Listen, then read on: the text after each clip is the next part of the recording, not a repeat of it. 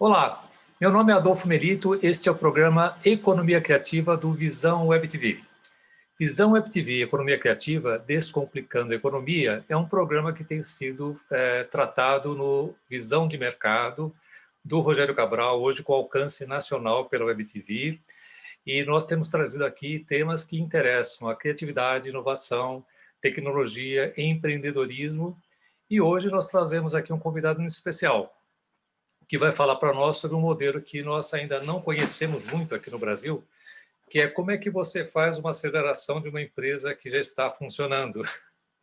Exatamente, esse é o tema que está sendo trazido aqui hoje pelo Fernando Onozaki, que está no Brasil como representante Country Manager de uma empresa chamada iExcel Center.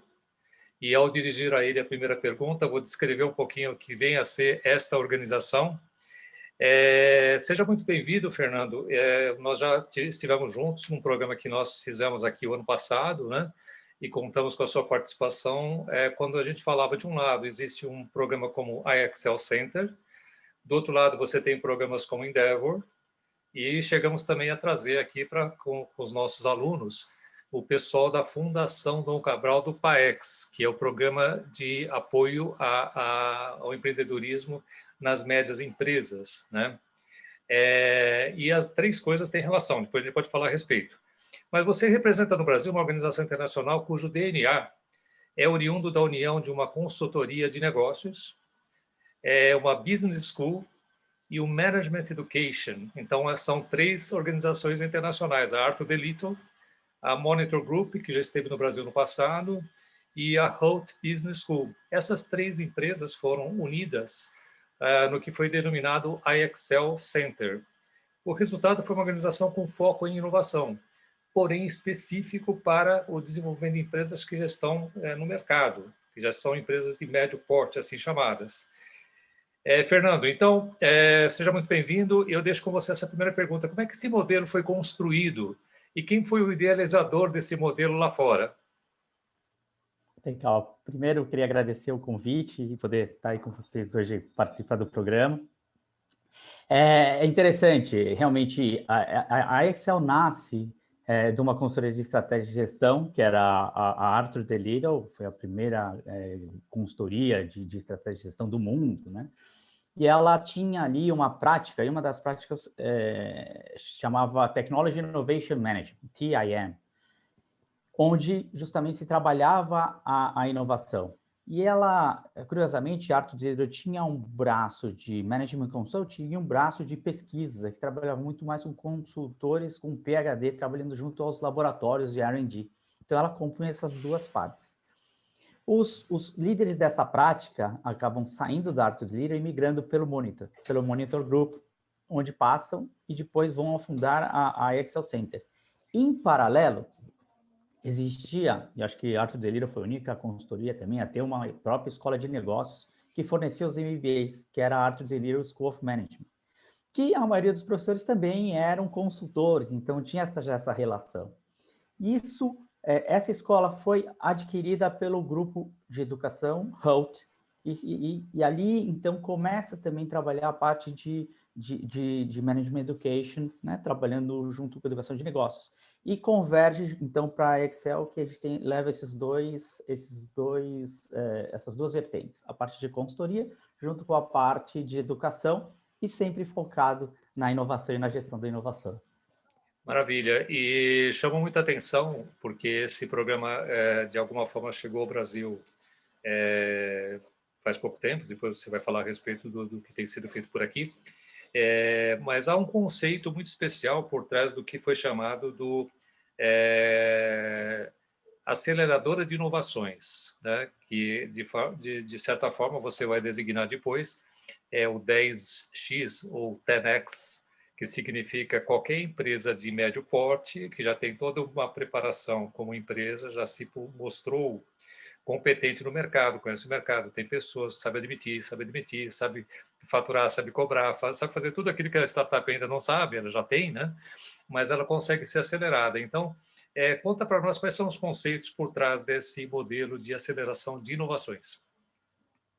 Esse foi um caso muito interessante, porque por conta da nossa herança, né, da consultoria de gestão, nosso foco era muito em grandes corporações.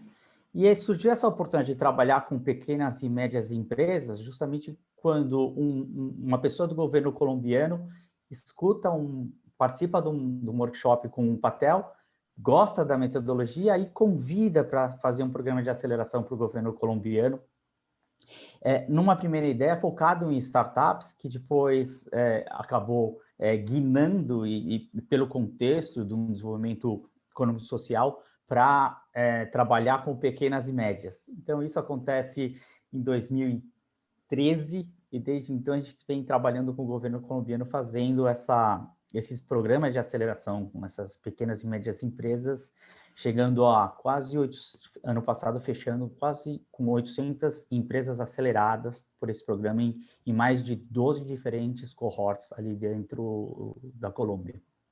Só para comentar, aqui no Brasil, a classificação que a gente tem digamos assim, clássica, né? Você tem as microempresas, tem as empresas de pequeno porte, aí você vai até aquele famoso faturamento de até 4,8 milhões, o que ultrapassa isso vai até 500 milhões, o número é muito alto, né?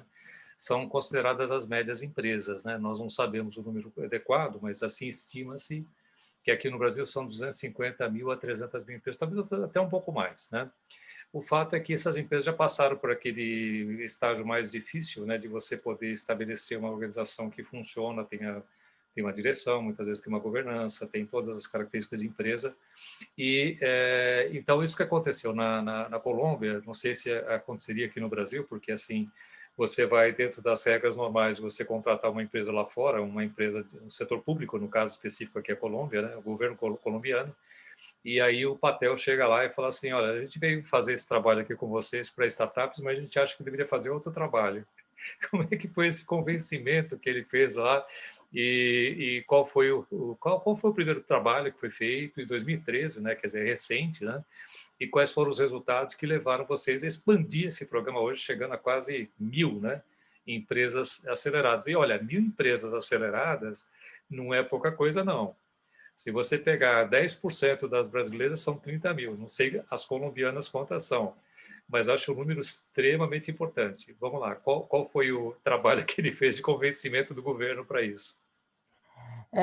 Foi exatamente um trabalho de entender qual era a motivação, né, do programa de aceleração, e quando o governo colombiano apresenta e fala, ó, a gente quer realmente buscar uma forma de promover a inovação e ter isso, gerar um desenvolvimento econômico, ou seja, eu quero que empresas gerem mais produtos e mais serviços, e a partir desses produtos e serviços eu consigo capturar mais impostos e aí conseguir retroalimentar esse sistema. Então, aí surgiu a oportunidade de ofertar esse programa não para startups, mas para pequenas e médias, e foi aceito o desafio, e a gente realizou um primeiro piloto com 20 empresas de diferentes setores, né, para testar realmente como esse programa funcionaria, que era um programa de duração de 5 meses, né, onde essas empresas ficam no mesmo cohort, ou seja, elas participam e trocam ideias, trocam figurinhas ali durante os workshops presenciais. Então, cada empresa traz um time de cinco pessoas e eles participam junto. E foi um sucesso, eles adoraram, gostaram tanto da metodologia, mas também a possibilidade de colaborar e enxergar empresas, apesar de todas do mesmo tamanho, de diferentes setores industriais. Então, eles aprenderam muito, né, com adjacências e observar o que outros setores estavam fazendo. E uma coisa que foi muito legal é que gerou-se um ecossistema. Então, eles começaram a colaborar mais entre eles. Então, falou, poxa, por que não expandir isso para toda a Colômbia? E isso foi crescendo e novas cidades foram adotando e em anos diferentes replicando. Então, já tem cidades que estão lá no 4º ciclo. Isso foi crescendo e esse ecossistema também se desenvolvendo, promovendo depois a conexão entre cidades e entre cohorts de anos diferentes da mesma cidade. Então, começa a existir essa colaboração, né? E quando chega essa marca de 800 empresas aceleradas, ele se torna o maior programa de aceleração de não startups do mundo, né? Então foi uma marca legal, o governo colombiano seguiu e conseguiu manter essa linha de investimento. Acho que tem muito isso, né? Dessa consistência, né? E conseguir manter isso num projeto, num programa não de um ano específico, mas ele já vem fazendo isso há mais de 5 anos, né? Bom, eu vou comentar um pouquinho a respeito do que a gente tem aqui, os programas que são de apoio, né, às micro e pequenas empresas, principalmente através do Sistema S em geral, mas do Sebrae em particular, né, porque ele abrange todo e qualquer universo de empresas. E essa questão que a gente discutia aqui dentro da economia criativa sempre foi como é que você faz a seletividade, assim como essa matéria também foi discutida no âmbito da Endeavor. A Endeavor está no Brasil há 20 anos. E ela sempre procura verificar, identificar com uma lupa, né, onde é que estão as empresas que têm potencial de crescimento acelerado, né? Isso vem até hoje e eles agora migraram para o modelo que eles fazem do Scale-Ups, que significa? Scale-Ups é uma empresa startup que já passou pelo estágio inicial e já está num estágio mais consistente, né? Então ela pode estar no modelo, eventualmente, que a Excel está buscando lá fora. É claro que tem toda uma tecnicalidade, porque ele fala da escalabilidade, você tem que ter coisas digitais, etc., etc., não obrigatoriamente. Quando se fala economia criativa, Fernando, e a gente tem batido nessa tecla desde 2006, quando nós criamos o Instituto, mais recentemente voltamos ao tema com o modelo de médias empresas. Aliás, desde a FEComércio a gente trata esse assunto também, né? Tentando verificar como é que a gente consegue identificar, por isso que eu comentei que a gente tem esse relacionamento com a Endeavor e também com o programa PAEX da Fundação Dom Cabral. E a coisa interessante que você citou aqui é que você começa a ter o interesse das empresas que estavam fechadas dentro dela mesma, né?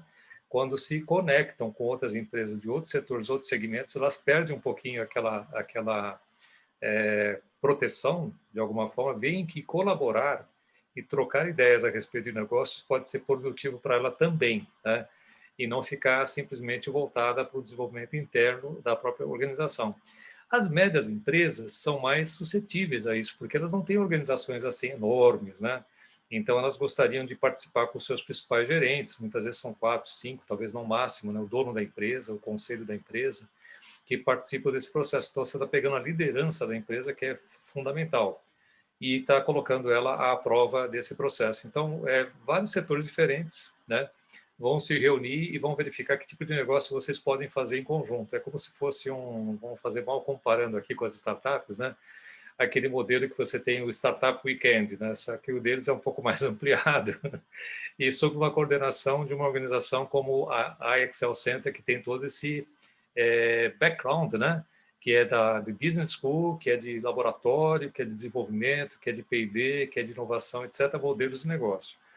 Então, olhando para isso, a base dessa questão é colaboração. E você me contava outro dia que lá também havia essa preocupação das pequenas empresas de não estarem abrindo muito jogo, né, digamos assim.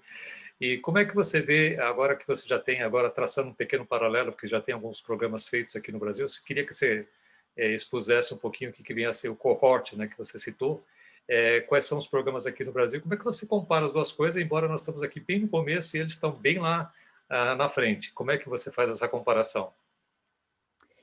Esse é um bom ponto que você fala, Melito. Essa dificuldade de colaborar acontece muito quando você tem, por exemplo, empresas do mesmo setor, porque eles se enxergam como concorrentes, mas entre eles também existe um pouco desses ciúmes de falar, poxa, acho que vão roubar a minha ideia ou vão usar a minha ideia. Então, eles tentam proteger.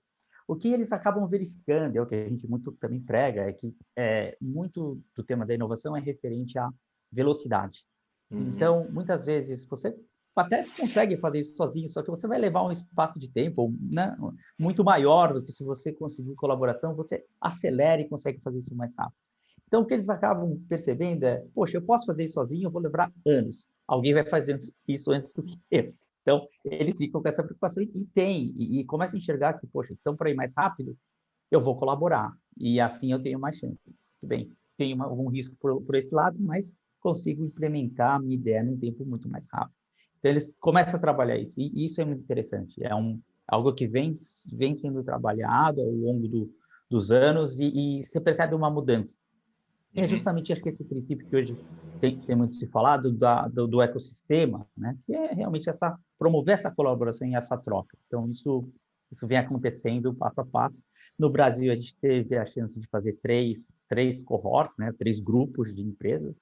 A Tá. gente fez um em Santa Catarina, em Fortaleza, no Ceará, e um em Porto Alegre, no Rio Grande do Sul. Então, a gente tem feito isso. E tem muitas semelhanças, eu diria, apesar de serem, né, lá já está no quarto, no oitavo, sétimo ano, enquanto aqui a gente estava, né, iniciando, mas mesmo assim, muitas semelhanças em relação ao perfil das empresas e como elas têm, às vezes, esse medo, né, de colaborar no primeiro instante. Então, aí quebra porque tudo é uma técnica, né? E naturalmente envolve a liderança. Imagino até que a própria seleção das empresas passa por esse aspecto, né? De verificar quanta abertura ela tem para poder participar de um programa como esse, né? E que ela vai sair de lá com um processo enriquecido, né? De conhecimentos, de relacionamentos, de novos negócios, efetivamente, porque só para nossa audiência aqui identificar, quando você termina esse trabalho aqui de 5 meses, as empresas já têm um produto testado no mercado e faturando. Então, esse É, é o ponto mais relevante. Você poderia comentar um pouco? Esse foi uma das exigências do governo colombiano, ou seja, ao final desse programa, que a gente leva como um programa de aceleração e muito de capability build, ou seja, de construção de capacitação, Uhum. mas eles queriam que no final existissem aí algumas métricas tangíveis para avaliar o Ok. programa e cada um Uhum. dos cohorts. E uma dessas métricas é exatamente isso, você ter pedidos de compra, ou seja, pedidos com clientes reais, dos produtos e serviços gerados ao fim do programa, e uma das métricas é a quantidade e a soma, o monto, né, dessa soma de ordens de compra. Então, essa era uma condição para avaliar o desempenho de cada um dos cohorts lá. E como você colocou muito bem, né, os governos são iguais em toda parte do mundo, assim como os latino-americanos também têm as suas próprias preocupações também, desconfiança e tudo isso. Você citou, né, que quando o pitch feito pelo governo colombiano para a Excel Center foi de que nós queremos aumentar o imposto, quer dizer, não se preocuparam com a questão, que o imposto é uma consequência, né? E gerar inovação. Nós vivemos esse problema aqui hoje assim na pele, né? Porque nós já trouxemos aqui muita gente que veio falar a respeito do marco legal das startups, né? Um programa que está há 5 anos com um esforço hercúleo das principais associações envolvidas no assunto aqui no Brasil, particularmente da B Startups, da Anjo do Brasil, da BVCAP, da nossa associação também, a Cloud Invest, todo mundo tentando fazer com que a gente simplifique as regras do jogo. Na semana anterior, nós trouxemos aqui o Marcelo Gotti, que está no ar agora pela Visão Web TV, em que ele fala que ele esteve na Colômbia várias vezes, ele tem a SAS, que eles chamam de Sociedade Anônima Simplificada. Até a cantina do aeroporto é SAS. E nós ainda estamos aqui pelejando para colocar de pé uma coisa que para nós seria muito legal, né? Você simplificar o quanto mais possível. Agora, olhando para as iniciativas que você tem aqui no Brasil, né? Nós temos aqui os famosos polos de desenvolvimento tecnológico, muitas vezes da universidade, né? Na realidade, a grande maioria das vezes universidade. Nós temos alguns segmentos que foram desenvolvidos bastante a partir de iniciativas que começaram há muito tempo atrás, tipo, em 83, Florianópolis já era um polo de software, né? Recife já era há algum tempo atrás, com o César, um polo de desenvolvimento também na área de tecnologia digital, né? E nós temos aqui iniciativas, como também participamos aqui do IPT Open Experience, né? Como uma das parceiras nossa, Dux Coworkers, e nós participamos juntamente com a Impacta de um projeto que foi colocado de pé há 2 anos atrás pelo governo atual, né? E a expectativa de fazer a coisa acontecer. Na prática, eu acho muito bacana o que é feito pelo IXL Center, a Excel Center, porque você está trabalhando direto com a iniciativa privada. Oxalá a gente pudesse ter também algum apoio, né, do ponto de vista governamental para trabalhar esse assunto aqui no Brasil. Mas essa é a nossa tentativa, né? E aí você participou do programa nosso ano passado, depois eu vou pedir uma opinião sua a respeito, né? Porque além desse desprendimento das empresas participarem de uma coisa que é de formação também, e a empresa é pequena, ela não tem estruturas próprias, ela começa a olhar o mercado sob a ótica do mercado mesmo, o público-alvo, né? Quer dizer, qual que é o produto, qual que é o serviço, qual que é a dor que o mercado tem que você pode resolver a partir daquilo, né? E isso tudo sob uma orientação. Então, na realidade, assim, da mesma forma que você hoje desenvolve startups, você desenvolve empresas que já estão rodando, e essas empresas têm muito mais fôlego para seguir adiante, né? E tem um outro aspecto também que é importante. As empresas que geralmente se formam com a ideia de desenvolver tudo internamente dentro de casa, podem pensar diferente.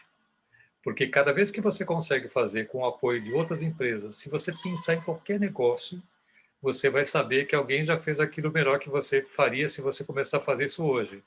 Então, essa união de especialidades, de técnicas, de complementos, de informações, de produtos, é uma coisa espetacular, que aí está contemplado no programa que eu vou depois comentar com você, que é o nosso Pitch Reverso.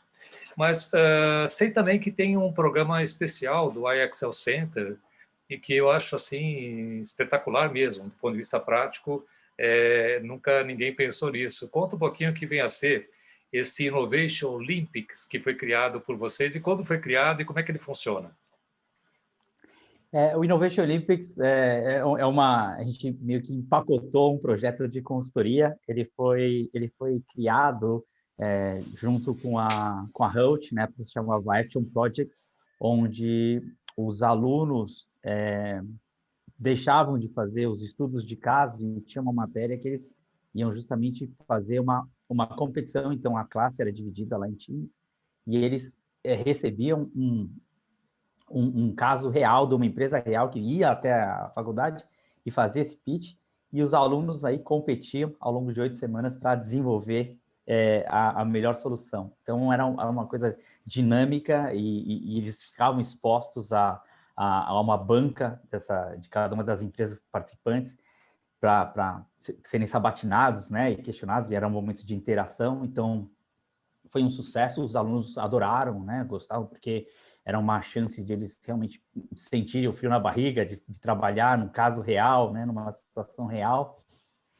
Também desenvolvimento do time, muitas vezes eles falam, poxa, eu quero fazer um time com tais colegas, e era tudo sorteado, porque falou assim, poxa, na prática, na vida real, você não vai ter essa oportunidade de escolher com quem você vai trabalhar, então, né, para ser justo e real, a gente fazia esse sorteio.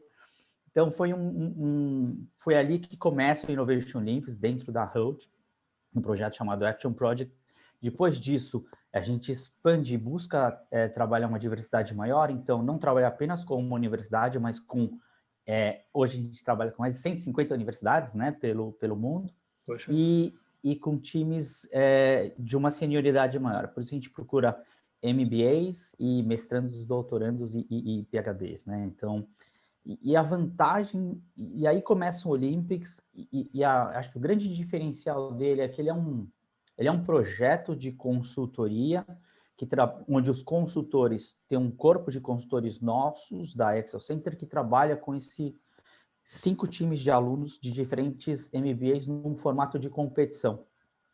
Então, a gente garante uma metodologia e uma estruturação apoiada numa plataforma de software, com consultores nossos para ajudar cada um dos times a levar a sua melhor solução nesse programa que é super rápido, porque ele tem uma duração de 8 semanas, e ao final, cada um deles entrega aí um business case, onde o cliente vai escolher qual que é o melhor. E ao longo dessas 8 semanas, a cada 2 semanas, tem um ponto, um checkpoint com o time do cliente, justamente para poder avaliar, passar algum feedback, os alunos têm a chance de interagir e tirar dúvidas, então a gente tem esse processo. A gente gosta de ter essa diversidade de 150 universidades, muitos clientes falam, poxa, mas por que tanta universidade? Pega apenas as 10 maiores dos Estados Unidos e as 10 da Europa e você está bem coberto. Mas é que dependendo do tipo do desafio, faz sentido a gente ter essa diversidade. A gente gosta de também ser inclusivo e trabalhar com times de diferentes países. E por serem MBAs, eles já trazem uma diversidade única, porque eles trazem tanto uma diversidade de background acadêmico, como um background profissional e cultural. Então, é normal a gente, às vezes, ter um time de 5 nacionalidades diferentes, com 5 formações diferentes e experiências profissionais de diferentes indústrias. Então, é uma diversidade única. É um programa muito interessante e, assim, é um ganha-ganha-ganha. Os alunos gostam muito, as empresas participantes, sponsors, também gostam, e a gente gosta muito de trabalhar nessa união universidade e empresas. Você conseguiria fazer um programa somente aqui com os MBAs no Brasil? Por exemplo, se alguém está interessado no programa, como é que isso se manifesta perante a tua organização? A gente consegue realizar com escolas do Brasil ou empresas brasileiras que queiram ter universidades, tanto, e aí a gente escolhe, e um ponto importante e é crítico é justamente escopar bem e definir muito bem esse desafio, colocando as condições de contorno. Feito essa etapa e definição clara desse desafio, a gente consegue indicar, e junto com a empresa patrocinadora, quais seriam as melhores universidades para aquele desafio, né? Então, a gente sempre trabalha nesse formato, e muitas vezes eles gostam de empresas brasileiras ou empresas de país em desenvolvimento, então depende muito do desafio. Teve uma de consumo que queria justamente lançar um produto para mercados emergentes. Então ele falou assim, eu não quero nenhuma universidade nem da Europa nem dos Estados Unidos, eu quero de países emergentes. Por isso que a gente gosta de ter essa diversidade, né? E tem outros desafios que são focados, por exemplo, em tecnologia, né? Como empresas de papel e celulose que queriam tecnologia de reflorestamento. Então, trabalho muito com universidades da Finlândia, da Suécia, universidades do Chile, Canadá, Rússia, mas não as top mais famosas, aí, Ivy Leagues que a gente tem. O que caracteriza esse programa é exatamente o fato de você poder fazer essa escolha. Imagino que a Excel Center tem toda a metodologia de fazer isso remotamente também, né? E coincidência dos horários, as 8 semanas que você citou, o pessoal trabalhando à distância também, né? E apresentando as soluções. Acho que é uma coisa muito rica. Eu fiz um programa na Fundação Dom Cabral, em SEAD, que já está no seu 31º, 32º ano, que começou em 1990, né? Nós fomos a 5ª turma, que tinha uma coisa muito bacana. Eram apenas 3 semanas no SEAD na França, era uma semana aqui no Brasil. Hoje é feito no campus da Fundação Dom Cabral, que fica em Nova Lima, né, em Alphaville. E o fato é que a gente, no final, apresentava um determinado estudo que era feita uma publicação no final daquele estudo do grupo que tinha pesquisado aquela matéria aqui no Brasil, fora do Brasil, fazia contato com empresa, etc. Mas essa ideia de você desenvolver um negócio no MBA é muito interessante, até porque a grande maioria das empresas quer receber pessoas do MBA com um pouco mais de formação prática, né? Eles acham que a pessoa que sai do MBA é muito teórica e fala assim, bom, mas você tem toda essa instrução, mas qual é a tua prática, né? Então, a questão de fazer acontecer, isso também vale para as grandes empresas, médias empresas, porque a startup é aquela que pega para fazer, né? E vai testando, verificando, corrigindo, testando, verificando, corrigindo, fazendo muito pouco investimento para aquilo. E essa técnica de você passar para essas empresas, como é que ela trabalha para gastar menos orçamento, é muito importante. Por isso que existe o pitch reverso. O pitch reverso que você conheceu, e vou comentar rapidamente aqui, nada mais é do que você identificar empresas médias no mercado que tenham essa característica, essa visão, né? De tempo em tempo fazer um check-up, eu chamo, né? De inovação, e ela vem com as ideias que ela tem, ela apresenta para um grupo de pessoas especializadas, que envolvem a especialização de um design thinking, de uma Dux Coworkers, de uma empresa que é especializada também na construção de negócios, empresas e modelagem de negócios, que no caso é My First IPO, e também na Impacta Tecnologia, porque tudo que você está falando hoje passa pela tecnologia. E você tem mais algumas startups de sucesso que também sentam na bancada para poder ouvir a empresa fazendo o seu pitch. Exatamente por isso que é o pitch reverso. Isso não tem no Brasil e não tem fora do Brasil. Por mais que você procure, você não vai achar. E essa implementação, eu tenho falado muito com o Fernando aqui, para ver como é que a gente vai unir as duas coisas, porque elas não são competitivas, elas são complementares, e tem a vantagem de você usar muito a expertise, de você buscar fora as complementações que você não tem para criar novos negócios. Então, vocês vejam que tem uma abrangência bastante grande. Queria que você comentasse um pouco, Fernando, como é que você vê esse pitch reverso e como é que a gente poderia, no futuro, cooperar nessa área aqui com vocês do 10X.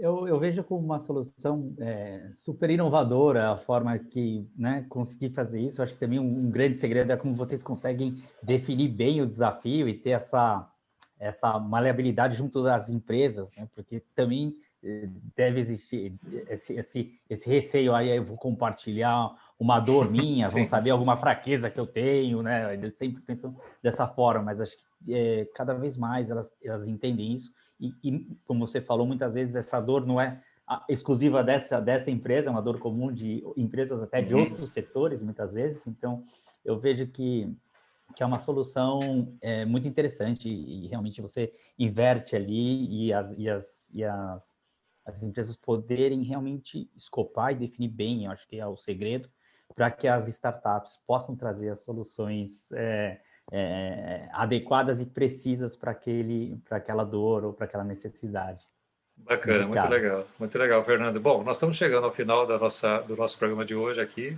recebendo o Fernando Nozaki, que é a pessoa que domina a cena no mercado de aceleração de metas de empresa, uma técnica muito especial, desenvolvida por organizações renomadas, algumas centenárias, né, como é o Hult Prize, né, o Hult School, né, que pouca gente sabe que já tem mais de 100 anos, né, e que hoje também está conectada a um prêmio que vem ao Brasil de tempo em tempo, porque ela faz um lançamento de um desafio que as escolas todas do médio, do ensino, do college, né, que é a graduação, participa e depois apresenta isso a nível internacional e recebe um prêmio final de $1 milhão, se eu não me engano, foi a última vez que eu vi, da Fundação Bill Clinton, né? Então é uma coisa com um renome bastante especial. Essa é parte da organização que a iExcel Center, através do Fernando, representa aqui no Brasil.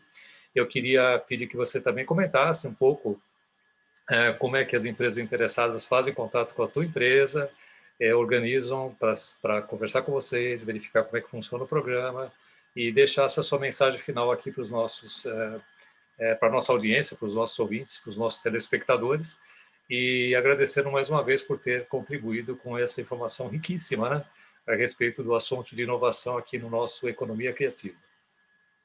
Legal, Milito. Eu queria agradecer a oportunidade, né, de novo, de estar aí no programa e compartilhar um pouquinho dos programas que a gente tem feito ao redor do mundo.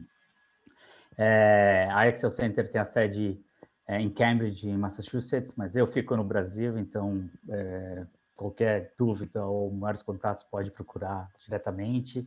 Legal. Será um prazer falar com as empresas que se interessem pelos programas. E sempre aberto e podendo colaborar cada vez mais.